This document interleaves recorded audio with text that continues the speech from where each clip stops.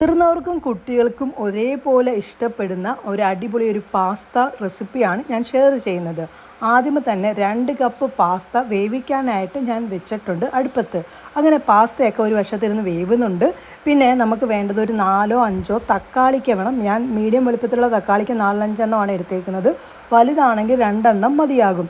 അതിലേക്ക് തക്കാളിക്ക് കട്ട് ചെയ്ത് മിക്സിയുടെ ജാറിലേക്ക് ഇട്ട് കൊടുക്കുക, വെളുത്തുള്ളി ഇട്ട് കൊടുക്കുക, പിന്നെ നമ്മുടെ മാഗി മസാല ഇട്ട് കൊടുക്കേണ്ടതാണ്. പിന്നെ തന്തൂരി മയോണൈസ് സോസ് ഇട്ടുക. പിന്നെ നിങ്ങളുടെ കയ്യിൽ ഏതൊക്കെ സോസുകളുണ്ടോ അതെല്ലാം ഇട്ട് കൊടുക്കാവുന്നതാണ്. അങ്ങനെ സോസുകളെല്ലാം ഞാൻ ഇട്ട് കൊടുത്തിട്ടുണ്ട്. പിന്നെ ഒരു മീഡിയം വലിപ്പത്തിലുള്ള ഒരു സവാളയും കൂടി ഞാൻ ഇട്ട് കൊടുത്തിട്ടുണ്ടായിരുന്നു.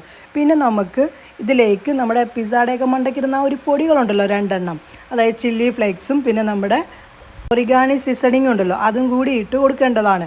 ഇനി ഇത് നല്ല പോലെ അരച്ചെടുക്കണം. വെള്ളമൊന്നും ചേർക്കേണ്ട, നല്ല പോലെ മഷി രീതിയിൽ അരച്ചെടുക്കാം. പിന്നെ ഞാനൊരു വലിയൊരു പാത്രം തയ്യാറാക്കുന്നതിന് വേണ്ടി വെച്ചിട്ടുണ്ട്. അതിലേക്ക് നമ്മുടെ പാത്രമൊക്കെ ഒന്ന് ചൂടായതിന് ശേഷം അതിലേക്ക് ബട്ടറാണ് ഇട്ട് കൊടുത്തിരിക്കുന്നത്. ബട്ടറിൻ്റെ അളവ് എന്ന് പറയുന്നത് 2 ടേബിൾ സ്പൂണാണ് ബട്ടർ ചേർത്തത്. പിന്നെ അരച്ചേക്കുന്നത് ഇതിലേക്ക് വെച്ചിട്ട് അതിൻ്റെ ആ ഒരു പച്ച ചെവ മാറുന്നിടം വരെ നല്ല പോലെ ഇളക്കി കൊടുക്കണം. കണ്ടോ, ഇളക്കി കൊടുത്തിട്ടുണ്ട്. പിന്നെ ഉപ്പ് നമ്മൾ പാസ്തയിൽ ഇടുന്ന സമയത്ത് ഇട്ടിട്ടില്ലായിരുന്നു. അപ്പോൾ ഇതിലേക്ക് ഉപ്പ് ആവശ്യത്തിന് ഇട്ട് കൊടുക്കേണ്ടതാണ്. അങ്ങനെ ഉപ്പെല്ലാം ഇട്ട് കൊടുത്തിട്ടുണ്ട്. പിന്നെ നമ്മുടെ പാസ്ത വെന്തതിന് ശേഷം വെള്ളമൊക്കെ ഊറ്റിയിട്ട് കുറച്ച് പച്ചവെള്ളത്തിൽ ഞാൻ ഇട്ട് വെച്ചിട്ടുണ്ടായിരുന്നു. ഇതേ രീതിയിൽ നമ്മുടെ പാസ്ത ആ ഒരു പാത്രത്തിലേക്ക് നമ്മൾ ഉണ്ടാക്കിയ ഇതിലേക്കുണ്ടല്ലോ മസാലയിലേക്ക് ഇട്ട് നല്ല പോലെ ഇളക്കി കൊടുക്കണം. നിങ്ങൾക്ക് ഇതിനകത്ത് ചീസ് ഇടാം കേട്ടോ, ഞാൻ ചീസ് ഇട്ടിട്ടില്ല.